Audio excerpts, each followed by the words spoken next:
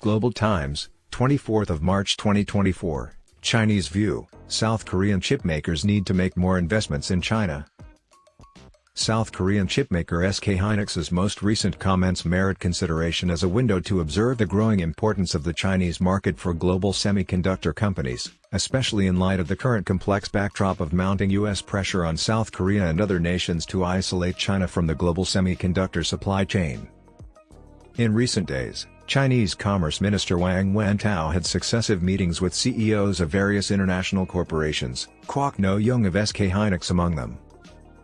China has emerged as SK Hynix's primary production base and sales market, according to Kwak Noh-Jung's statement on March 23. As a result, the South Korean chipmaker will continue to tap into the Chinese market and strive for greater success in its business operation in China.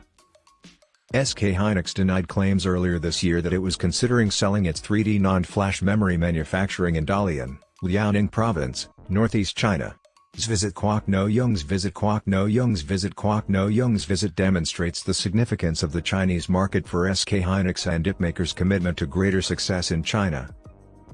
Kwak Noh-Jung's visit coincided with a delicate period in which the South Korean government debated whether to comply with US-led prohibitions on transferring chip manufacturing machinery to China. China hopes the rumors are untrue, but if Seoul thinks about it, it is expected that Seoul will act sensibly to safeguard the interests of South Korean businesses rather than undermine them.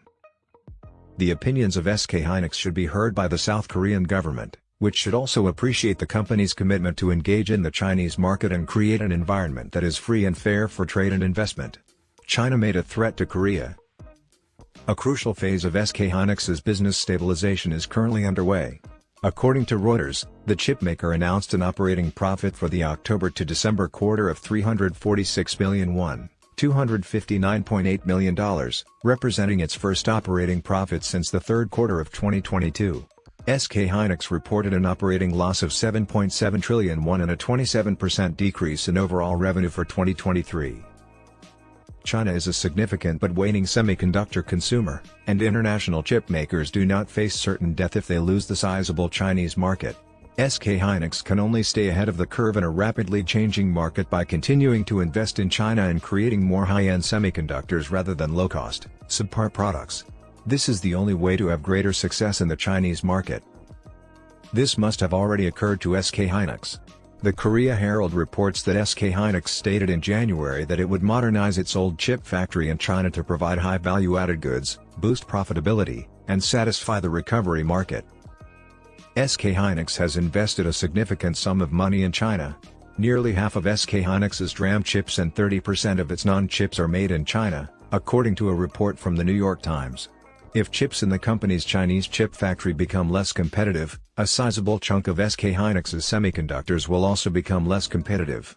SK Hynix must thus boost its investment to modernize its technology, even while confronting difficulties due to the US chip war with China. The US chip war is getting closer. It is believed that Seoul could provide South Korean businesses, like SK Hynix, more room to invest in a belligerent China freely, keep access to the Chinese market, and enhance their technology to gain market share. Furthermore, South Korean businesses can strengthen their collaboration with China's domestic supply chain if the US enforces stricter regulations on exporting semiconductor equipment to China. Due to Chinese invention and technology takeovers, the technological gap between China and South Korea is closing in non-flash chips and DRAM chips, with Chinese domestic chip technologies developing quickly. This implies that China's domestic supply network cannot assist South Korean businesses operating in China.